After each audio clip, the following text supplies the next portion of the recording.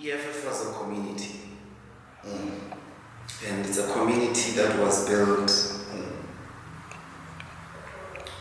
in as a point of departure. We were being isolated. It was a community that had to rebel against hegemony, the titanic, largest or oldest liberation movement. For the first 2-3 years, we built that sense of community out of very, very difficult.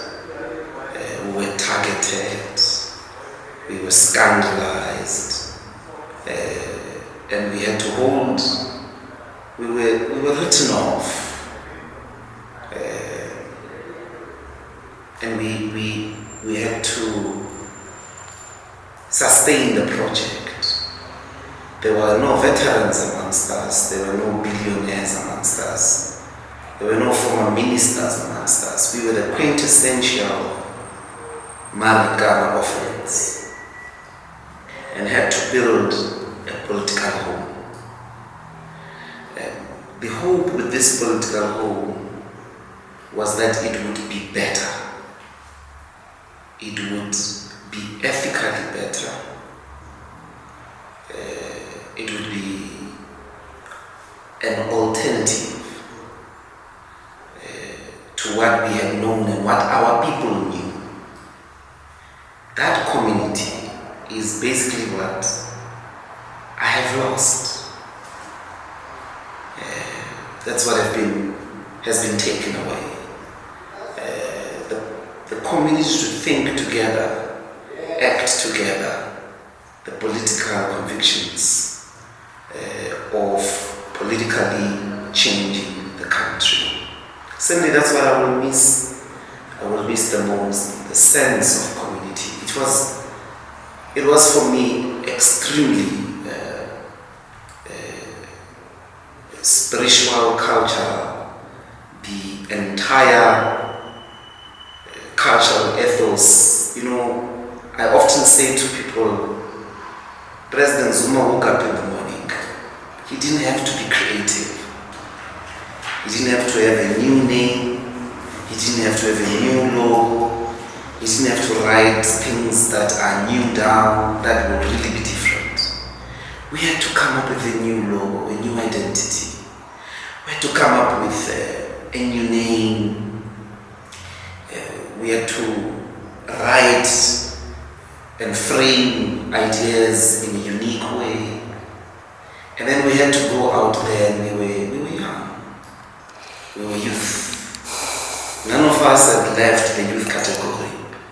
We had to convince young and old people of a new idea, of a new proposition. And that journey is priceless. I will cherish it all the days of my life. And the turbulences of it all, I will cherish it all my life. And I can tell you, I gave all of me. I gave all of me, and it was a privilege.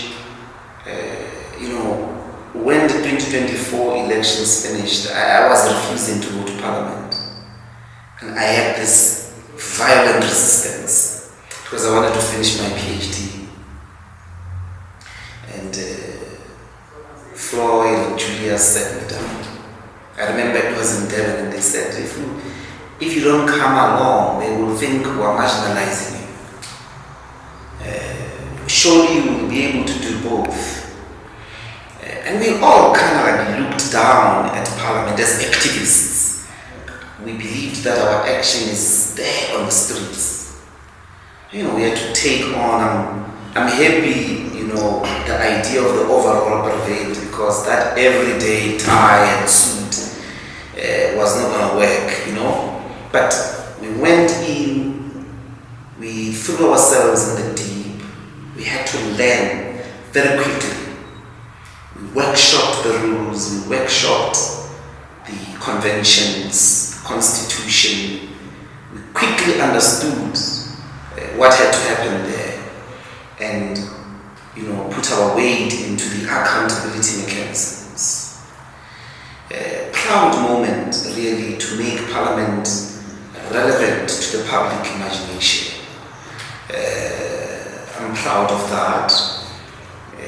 Lots of young people now there, and they have no doubt that they belong in the legislative echelons of our country, that they've got a voice and something to say. No, I went on a wide consultation to explain the conditions, to explain the environment. A lot of people were worried about what they characterized as what if you wake up and you have wasted your talents. I'd never thought in those terms. You've got these other things you could do, and I was immediately, as I said, very passionate about maybe go back to school and teach, research, and engage in that space. Very important space in my view, and so on and so forth. I can't do the work of civil society. I can't do the work in broadcasting that I have just accepted, belonging to a political party. There we must embrace all South Africans from all walks of life. But the membership, you must read the constitutions. The membership form in the constitution has a section that speaks to what a member of the EFF is about. A member of the EFF has rights, and a member of the EFF has obligations.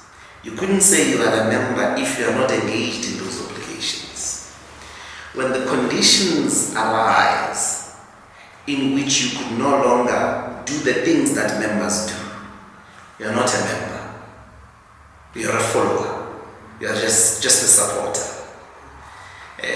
So certainly politically you could end a person's capacity to be an ordinary participant on the basis of the obligations of members. You could literally end that and render them, or render her, or render him, literally a non-member. I'm saying that my experience is such that even as I got to my branch, these problems followed me, of double agent, disloyal, betrayer, and so on and so forth. And the leadership at that branch level, from that branch activity level, came and said, this person can't do that. I'm saying that you combine that with the general pronouncements, the general attitudes. Those are political conditions and political differences. I had to read the room, and so can any thinking person. So I've then decided to put down officially party politics, go through in my weight into other aspects of South African life, because party politics don't monopolize contributions to social change.